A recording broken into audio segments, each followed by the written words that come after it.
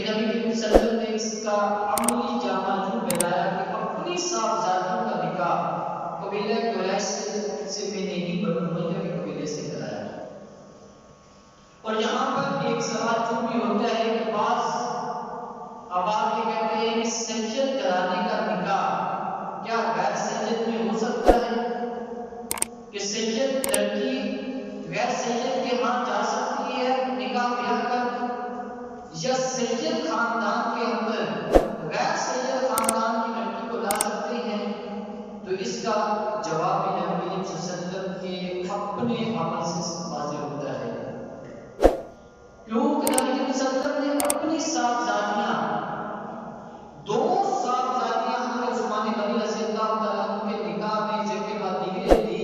تو اس سے کم ہوتا ہے کہ سید گھرانے سے نکال کر بنو امیہ کے گھرانے کے اندر دین۔ اس سے معلوم ہوا کہ سید گھرانے سے اگر کوئی نکاح کرنا چاہتا ہے تو نکاح کیا جا سکتا ہے، اور نکاح کرنے کے جو اصول نبی کریم صلی اللہ علیہ وسلم نے دیے، بخاری شریف کے اندر حدیث موجود ہے کہ نبی کریم صلی اللہ علیہ وسلم نے فرمایا کہ اگر نکاح کرو تو نکاح